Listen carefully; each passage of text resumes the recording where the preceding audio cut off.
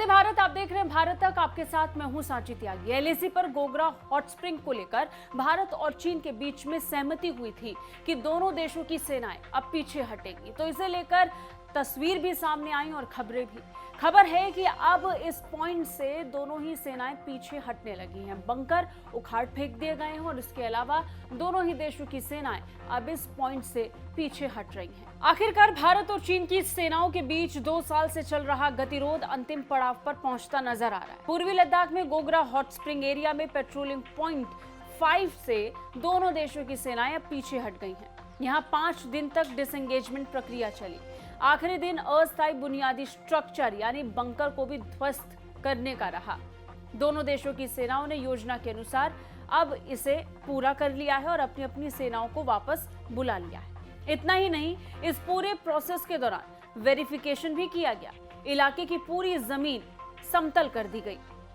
जानकारी के मुताबिक डिसएंगेजमेंट और वेरिफिकेशन प्रोसेस के बारे में ग्राउंड कमांडर से पूरी जानकारी का इंतजार किया जा रहा है। हालांकि दोनों पक्ष पेट्रोलिंग पॉइंट नंबर 15 से अलग हो गए हैं, लेकिन डेमचौक और देपसांग इलाके में गतिरोध को समाप्त करने में अभी तक कोई प्रोग्रेस नहीं हुई है। बता दें, भारतीय और चीनी सेनाओं ने 8 सितंबर को घोषणा की थी कि उन्होंने गतिरोध वाले पॉइंट नंबर PP-15 से सैनिकों को हटाने की प्रक्रिया शुरू कर दी है। दोनों सेनाओं ने यह भी बताया था कि जुलाई में हाई लेवल की सैन्य वार्ता के 16वें राउंड में गोगरा हॉट स्प्रिंग क्षेत्र में डिसएंगेजमेंट को लेकर रणनीति तय की गई थी। 9 सितंबर को विदेश मंत्रालय के प्रवक्ता अरिंदम बागची ने इस बाबत जानकारी देते हुए बताया था कि PP-15 में डिसएंगेजमेंट का प्रोसेस शुरू कर दिया गया है। उन्होंने बताया था कि समझौते के अनुसार इस इलाके में डिसएंगेजमेंट प्रोसेस 8 सितंबर को सुबह 8:30 बजे शुरू हुआ और 12 सितंबर तक पूरा हो जाएगा। दोनों पक्ष चरणबद्ध, कोऑर्डिनेटेड और वेरिफिकेशन के साथ इस क्षेत्र में पीछे हटने पर राजी हुए हैं।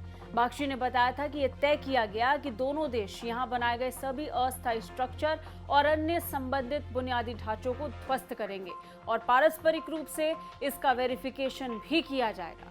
इलाके में लैंडफॉर्म को दोनों पक्षों द्वारा पूर्व स्टैंड ऑफ अवधि में बहाल किया जाएगा। तो जैसा तय हुआ था, प्रक्रिया के अनुसार वैसा ही हुआ। एलएसी पर गोगरा हॉट स्प्रिंग यानी PP-15 पॉइंट से दोनों ही सेनाओं ने पीछे हटने का न सिर्फ फैसला लिया, लेकिन इसके अलावा जो भी अस्थायी स्ट्रक्चर यहां पर बनाया गया था उसे ध्वस्त कर दिया गया और पूरी तरीके से दोनों ही देशों की सेनाएं इस पॉइंट से पीछे हट गई। अब विवाद बाकी 2 पॉइंट्स को लेकर के भी बना हुआ है, जिसे लेकर उम्मीद है कि बहुत जल्द दोनों ही देशों की सेनाएं आने वाले दिनों में फैसला कर लेंगी।